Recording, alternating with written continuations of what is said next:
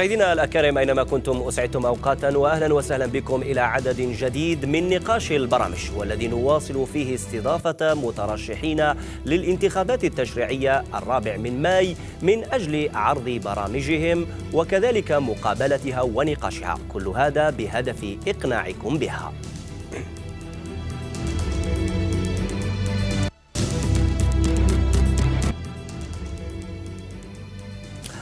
اليوم سنكون مع الجلفة، هذه المدينة التي تكتسي أهمية اقتصادية، منطقة عبور، الكثير من النشاطات الثقافية والاقتصادية، لكن تقابلها ملفات ومشاكل مطروحة دائما هموم المواطنين فيها لا تنتهي. سنحاول أن نعرج على بعضها مع المترشحين في البلاطو، وهم رؤساء قوائم وكذلك مترشحين بدرجة ثانية في قوائم حزبية وكذلك قوائم حرة، حيث سنسعد باستضافة العمري الحاج وهو متصدر قائمة حزب التجديد الجزائري. أهلا وسهلا بك. أهلا بك.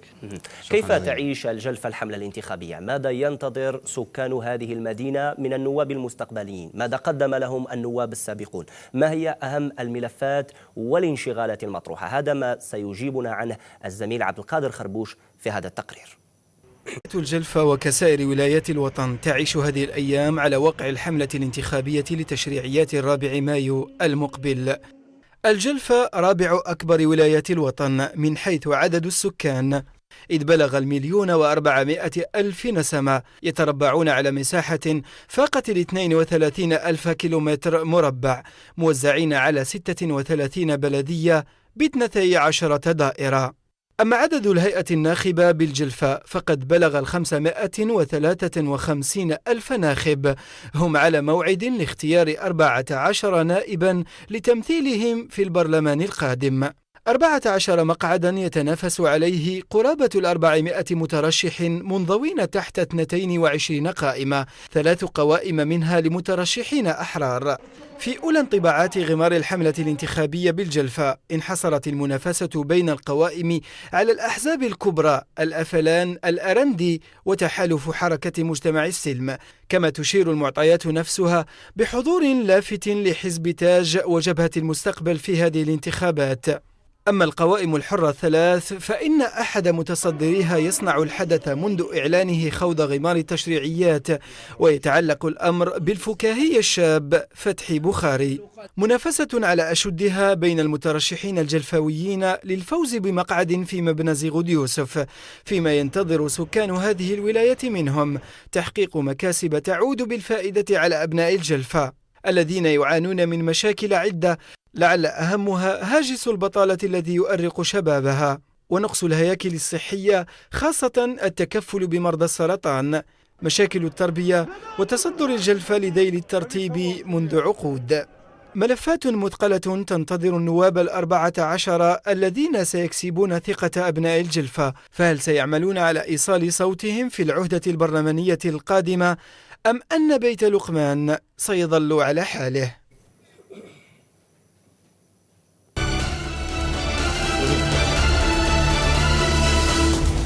العمري الحاج، وأنت متصدر قائمة حزب التجديد الجزائري، أجابني سيد حماني على أن السبب هو البيروقراطية، وصراحة تعرف هذه المدينة برقم 1 في البيروقراطية.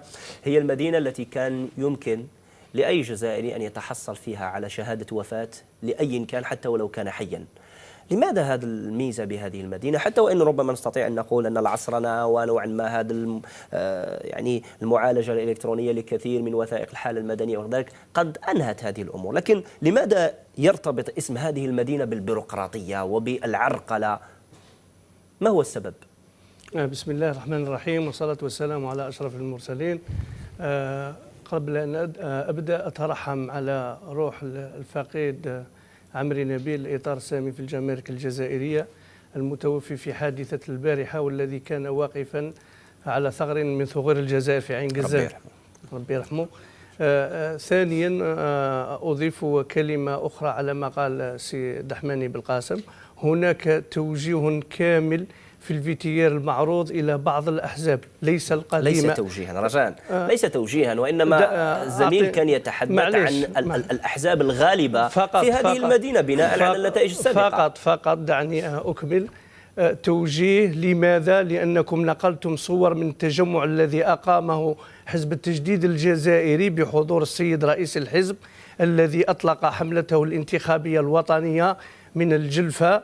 نقلتم الصور وتكلمتم عن مترشحين آخرين، المترشحين التقليديين الذين كانوا في الاستحقاق السابق، نعم، ولكن ذكرتم كذلك مترشحين جدد، منهم مترشح في قائمة حرة على أساس أنهم يصنعون الحدث، وهذا أمر منافي تماما للواقع الذي نعيشهم، ونطالبكم بالعودة مجددا إلى الجلفة وإعادة النظر في هذا الفيديو.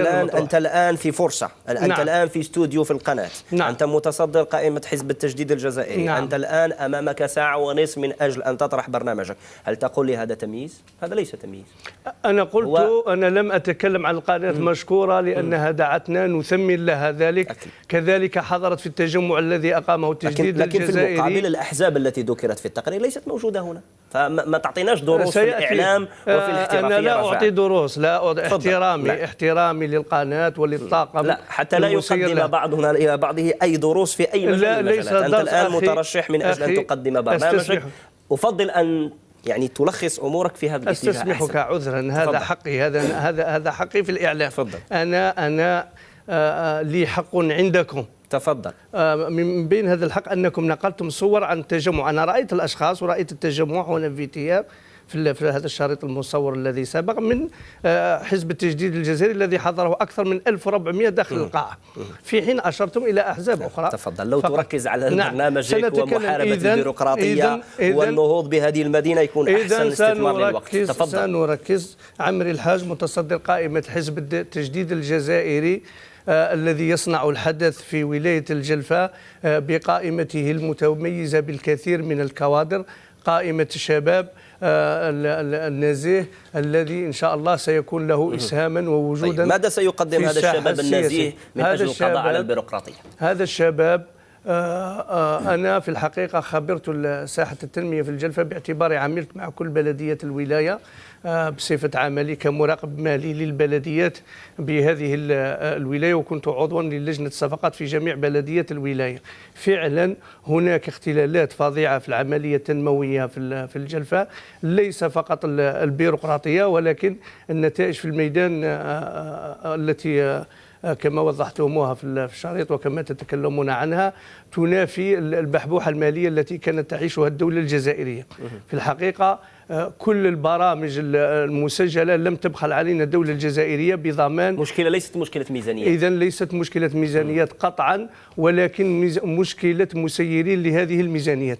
أولا الخطأ في اختيار البرامج المعتمد عليها لتلبية رغبات الساكنة في الجلفة، كذلك بطء في تسييرها والانتهاء منها، حتى رأينا الكثير من المنشآت ذهبت نتيجة التقشف الذي اعتمدته الدولة الجزائرية في هذه المرحلة الصعبة التي رافقت الهبوط في أسعار البترول، وكذلك عملية تسقيف الكثير من النفقات في هذا المجال. إذن عملنا في هذا القطاع، في قطاع الرقابة المالية وقربنا من المسيرين، طيب. لاحظنا حتى الساعة هناك لم تقدم أي اقتراحات من أجل محاربة البيروقراطية التي تعرقل التنمية وتؤخر المشاريع. لا تستطيع تقديم اقتراحات ما لم تشخص الوضع. نعود لك سي عمري الحاج متصدر قائمة حزب التجديد الجزائري، أعتقد عندك إضافات دائما في نفس السياق. دائما نبقى في نفس السياق. إذا تكلمنا عن جانب التنمية، أولا سوء اختيار المشاريع. نرى أن هناك ولايات قريبة منا لها مشاريع نوعية، لربما مطار أو جامعة العلوم الطبية أو مدرسة عليا للأساتذة أو وكالات جهوية كثيرة، لكن هذه الولاية الممتدة من بوغزول شمالا إلى ورقلة جنوبا اللي هي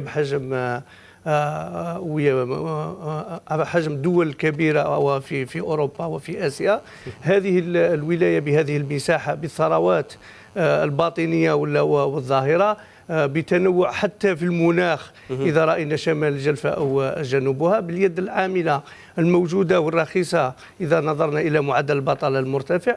إذا لا نتكلم على مركزات المشاريع فقط في مركز الولاية، البلديات الأخرى غائبة، حتى في نفس البلدية نجد مركزة المشاريع في وسط المدينة والأحياء الموجودة داخل البلدية. نروح للصراحة أكثر، مش مثلا لأنه طبيعة المدينة هذه العروش وكذا، ألا يلعب هذا دور كبير؟ هي هناك إذا حللنا الوضعية هناك الكثير من العوامل المتداخلة.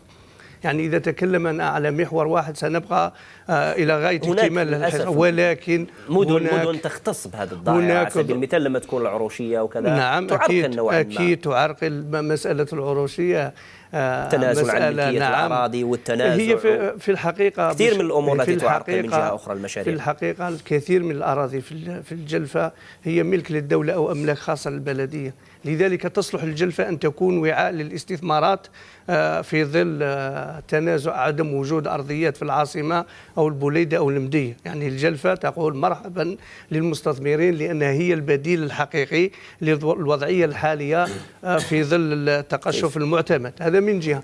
من جهة ثانية نرجع إلى مسألة المنتخبين. هناك ضعف المنتخبين سواء على المستوى البلديات أو المجلس الولايي أو البرلمان، هذه حقيقة لا ينكرها أحد، والدليل هذا عدم الرؤية الواضحة للمشاريع التي تتطلبها الولاية في جميع بلدياتها، الضعف في الإنجاز، عدم وجود مشاريع نوعية أساسية لجميع بلديات الولاية، وبالتالي صحيح أن ساكنة الولاية يعيشون هبنا حقيقيا على مستوى التنمية أو الشغل أو السكن. أنه مدينة جلفة تقول مرحبا بالمستثمرين. نعم. هذا ليس واقعي.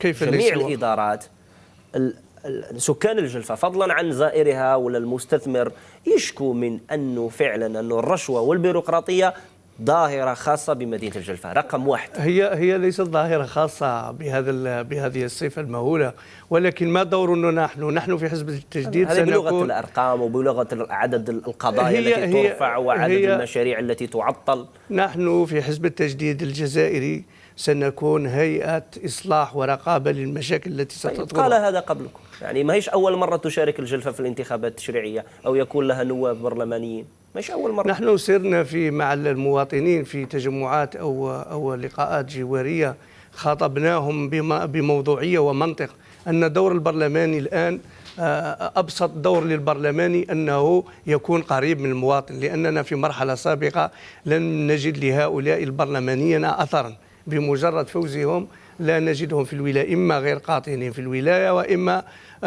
يغلقون كل الأبواب في وجه المواطنين. إذا نحن سنكون الأذان الصاغية للمواطن في كل شبر من الولاية. هذا من جهة. من جهة ثانية الكل يعرفنا بمستوانا، بنزاهتنا، بكفاءتنا، وسيبرهن الميدان ذلك، لأنني أنا خارج الولاية في منصب كذلك عالي يعادل البرلماني، ولكنني دائما كل آخر أسبوع أكون في اسمح لي نكمل. أكون في الولاية، سواء في مدينتي الأصلية البيرين أو في الجلفة، لم يسبق لي المبيت إلا تعتقد أن التقسيم الإداري، الفكرة التي طرحت التقسيم الإداري الجديد أو إعادة النظر في ولاية منتدبة أو شيء من هذا القبيل راح يلغي هذه الأمور التي تحدثنا عنها؟ هي اللامركزية في التسيير دائما مفيدة كمفهوم، ولكن إذا رأينا أن ساكنة البلدية ولا الولاية هذه يريدون التقسيم فمرحبا به. وهناك كلام يطرح كثيرا على مسألة. ما تعتقدش أنه فيه أولويات مثلا منطقية على الأقل أو من مصلحة اقتصادية أو تستدعي أن هذه الولاية تكون أسبق من هذه وهكذا؟ الجلفة بطبيعتها الجغرافية مقسمة، يعني بطبيعتها الجغرافية هناك الجلفة مركز وهناك وسارة في الشمال وهناك مسعد في الجنوب. الحاج عمري، وأنت متصدر قائمة حزب التجديد الجزائري، رفضت نوعا ما عندما قلت بأنه رقم واحد في البيروقراطية. الآن في التربية، في نتائج التربية لا يمكن أن تقول لي العكس. كثيرا ما تتذيل الجلفة، ونحن نقول هذا يعني بحسرة، ما هوش تشفي أو شيء من هذا القبيل، لكن في الجلفة هي ولاية في الجزائر في النهاية، والأمر يهم كل الجزائريين. طبعا الحصة ليست موجهة فقط لسكان الجلفة أو شيء، نستطيع أن نعمم، لكن نتكلم عن الجلفة ذيل الترتيب في شهادة البكالوريا، في نتائج كارثية تربويا، ما فيش تغطية في اللغات الأجنبية بالنسبة للأساتذة. حتى لا نتحدث عن التعليم العالي والتكوين المهني. ما زال للأسف الشديد، ونحن صحفيين وتلحقنا صور وصور المراسلين وذلك، أنه فيه ناس ما زالت تقطع كيلومترات يعني مشيا على الأقدام من أجل الوصول إلى مدرسة ابتدائية. لا يمكن أن نقول أنها ليست متخلفة حتى في مجال التربية. نعم، للأسف الشديد الجلفة متخلفة كثيرا في مجال التربية، والنتائج صورة على هذا التخلف. أنا بدأت مساري المهني معلما وأتشرف بذلك، وكنت في جمعية ناشطة في نقابية اللي هي جمعية الكرامة للمستخلفين، التي أحيي كل أعضائها من هذا المنبر. قضية التربية في الجلفة هي قضية يشترك فيها الجميع، قضية مجتمع، قضية ثقافة، قضية كذلك تسيير، لأنه كل مدراء التربية لا يعمرون كثيرا في مديرية التربية. دائما نرى أنه الناس اللي رايحين يحيلوا التقاعد يجوا تقاعد في الجلفة، تقاعد مليء بالمشاكل. أولا الجلفة فيها الكثير من الضواحي الريفية اللي تفرض على التلاميذ التنقل. مشكلة هياكل لو نبدأ؟ لا، هي قلنا أنه الكثير من المشاكل، مشكلة هياكل، مشكلة تكوين، مشكلة البلدية التي لا توفر النقل، لأن العملية التربوية تشترك فيها الكثير من طيب. المتدخلين عمليا حتى نواجه هذه الظاهرة، يعني أنه نتائج دراسية كارثية. عمليا نريد نقاط برأيك أنت، ما هي الحلول التي ينبغي أن نقوم بها من أجل الاستدراك؟ لأن هذه المدينة كثيرا ما تتذيل الترتيب في جميع نتائج الامتحانات. أولا كل معني في هذا المجال، أولا الاستقرار في المسيرين لهذه المديرية، مديرا للتربية ورؤساء للمصالح الذين لا يعمرون كثيرا.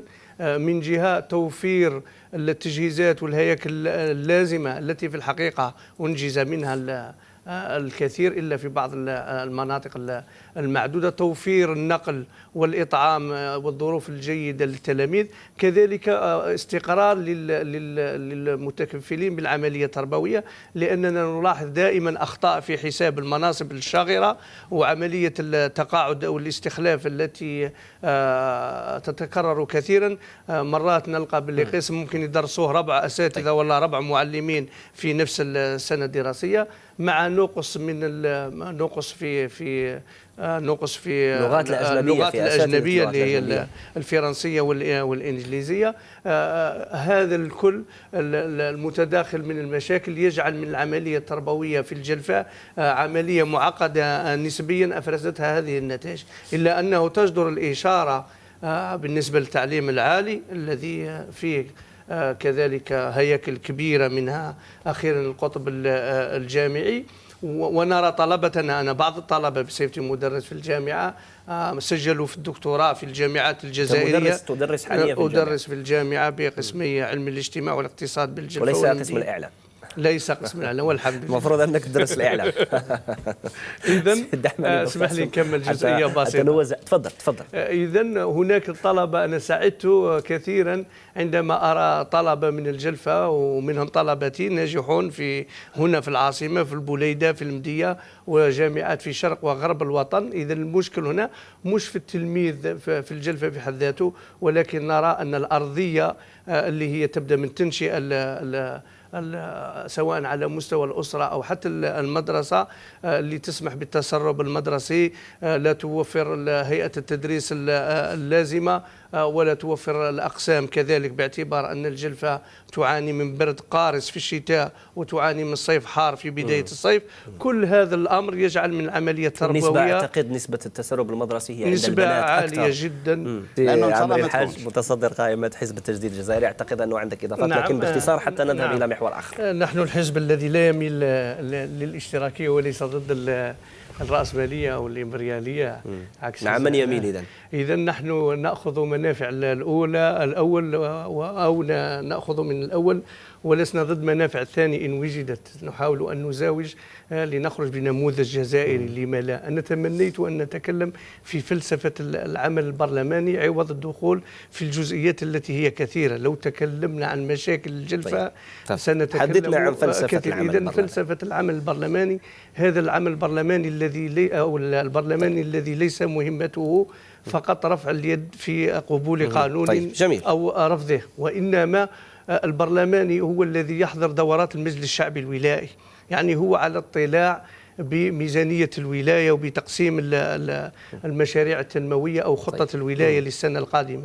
البرلماني الذي يمكنه أن يحضر لمداولات المجلس الشعبي البلدي لكونه مواطنا حتى ليس برلمانيا، هذا البرلماني الذي يستطيع أن يكامل ما بين عمل البلدية وما بين عمل المجلس أو الولاية. هذه فلسفة جميلة نظرية. نعم. لكن أكيد أن المشاهد الآن في الجلفة وفي كثير من الولايات فلسفته العملية، لا تهمه الفلسفة. يقول لك أنا ياما أرفع انشغالاتي، ياما سمعت كلاما معسولا من هذا القبيل، ياما قدمت لنا برامج، ياما قدمت، لكن حتى البعض لما يوصل نائب البرلمان يصبح يقول أنا صلاحيتي محدودة، رفعت الانشغال إلى الوزير. أين هي هذه الفلسفة البرلمانية؟ نحن المواطنين يعرفوننا، حضورنا في المجتمع موجود من خلال العمل الجمعوي، العمل النقابي، من خلال عملنا في وظائفنا، من خلال وجودنا في الجامعة في جميع المناسبات. أنت كنت عضو مجلس الولاية؟ أنا كنت مراقبا ماليا للبلديات، أول مراقب مالي للبلديات بالجلفة. كذلك أستاذ في الجامعة، كنت رئيس نقابة في إطار لوجيتيا. تعتقد أنك لما تصبح نائب ستمارس هذه الفلسفة البرلمانية وستحل مشاكل سكان؟ لن أحل كل المشاكل، ولكن سأغير ثقافة العمل البرلماني في الجلفة. حزب التجديد الجزائري سيغيرها بإذن الله. طيب، علما أنه حتى ولو كانت أغلبية برلمانية التغيير سوف يكون بين قوسين. تعرف أنه ليست من صلاحيات ولا من وعود البرلمان. عمري الحاج، متصدر قائمة حزب التجديد الجزائري. محافظة على الصيد، احنا عندنا محافظة كاملة للحفاظ على تكاثر الصيد. المشكل مرتبط بالذهنيات، المشكل مرتبط بعدم وجود الآليات للرقابة. المشكل إذن هناك برنامج مثل لتوزيع الأعلاف ولكنه يبقى غير عادلا كما تطرق له الزميل، قال 100 خروف لازم له 18 قنطار ولا مش عارف السنة، وهو يعني غير عادل. الاستراتيجية تاع حزب التجديد الجزائري القائمة 36 هي أنه لا بديل للدولة الجزائرية إلا التركيز على المشاريع المرتبطة بالفلاحة وبتربية الأغنام مثلا، والمؤسسات المتوسطة والصغيرة للنهوض أو الإقلاع الاقتصادي، لأن كل الدول درسنا التاريخ أنها أقلعت بمشاريع صغيرة ومتوسطة. الدول لم تنطلق بمشاريع خدماتية أو لأنها تؤثر على الموارد الدولة، سواء على الدولة ككل أو سواء على ولاية الجلفة. احنا وصل بنا الأمر أو الذهنيات أن الشاب يذهب إلى وكالات هذه اللي تمنح القروض لا يعرف حتى ما هي، يعني ما عندوش رغبة في عمل معين، وكأنه داخل إلى مطعم وينتظر الميني ما هي الوجبات الموجودة ليأخذ وجبة تدر له مدخول الأكيد أنها في مجال لا يعرفه. إذا نحن في حزب التجديد الجزائري القائمة 36 سنحاول توجيه سياسة الدولة أو التركيز أو تدعيم سياسة الدولة للتوجه نحو هذه المشاريع، لأنها هي مشاريع الاقتصادي الإقلاع الاقتصادي، وهي المشاريع التي تبنى عليها الدولة، لأن جلب مشاريع مثلا كبرى كما كانت استراتيجية في بداية بناء الدولة الجزائرية لم تدر على الدولة إلا هذه النتائج اللي رانا نتجرعها الآن. إذن نحن ننادي إلى تدعيم الفلاح في الجلفة بالخصوص، في ظل ورود ثقافة جديدة، مستثمرين جدد في المجال الفلاحي اللي تركيزهم كله فقط على البطاطا مثلا في شمال الولاية، يعني عبويرة الأحداب والبيرين وحد سحاري وعين وسارة بكثرة، وكذلك الصعوبات اللي يوجدها الموال لا سيما في جنوب الولاية اللي تضطر أنه يذهب حتى عمق الصحراء الجزائرية إلى بشار وتندوف للاعتناء بالماشية. كذلك في ظل المذبح اللي تكلموا عليه الزملاء سابقا، الكثير من الساكنة يرونه سببا إلى تأثير في الثروة الحيوانية بحد ذاتها. يعني ما هو موجود من ثروة حيوانية التي ينبغي تطويرها لا يمكن أن تذهب مباشرة إلى طيب سير عمري الحاج، راح نبقى معك ما تخافش، متصدر قائمة حزب التجديد الجزائري، لكن سنقلب الآية هذه المرة. أكيد أنه بقات لنا محاور كثيرة، بقى السكن والصحة نعم. وكذا، لا يمكن أن نجملها في حصة تلفزيونية، باقي مجالات أخرى وفرص. الآن سنعكس الآية، لن أسألك أنا ولكن عندنا بعض الانطباعات من سكان الجلفاء، قد يطرحون انشغالات أو أسئلة لم نطلع على المضمون، ستجيب على رقم واحد باختصار. برلمان بصراحة كي هو والجامعة العربية نفسهم يجتمعوا ويديروا صور ويديروا كذا وما يديروا. بصفة عشوائية، لكن أنت كنت تتكلم عن الفلسفة البرلمانية أو فلسفة نعم. المواطن في جلفة، هذه فلسفة بسيطة. نحن في حزب التجديد الجزائري سنجتمع طبعا، هذا من جزء من العمل البرلماني، لكن سأبشره أننا سنفعل الكثير إن سمحت لنا الفرصة وكنا أعضاء في البرلمان. سيجدنا بجانبه في البلدية وفي الولاية وفي البرلمان، يعني ليس فقط يعني في كل حتى تنقل انشغالاته. لن أنقل في النهاية الأمر سيتوقف على الوزير والوالي. لن ننقل انشغالاته فقط، هذه الفلسفة الحقيقية. ولكن الحمد لله احنا لنا خبرة في لأن باعتبار أنتمي لإدارة الميزانية، يعني لدي خبرة في كيفية تسجيل المشاريع، في خلق بدائل كذلك لانشغالات المواطنين. إن شاء الله ينتخبوا 36 فيها خير. توفيق عبد الحاج، ككلمة ختامية، تفضل خذ وقتك، حتى وإن كان اتهمتني نوعا ما بالتقصير في توزيع الكلام. والله لم أتهمك أبدا، ولكن الصور منقولة عن الافتتاح الوطني لحزب التجديد اللي كان الحمد لله في ولاية الجلفة، وهذا شرف لنا وثقة كبيرة أعطاها حزب التجديد الجزائري في قائمتنا 36 بالجلفة، واللي حضروا أكثر من 1400 وكنتم حاضرين في مدينة البيرين لما تم الافتتاح هناك.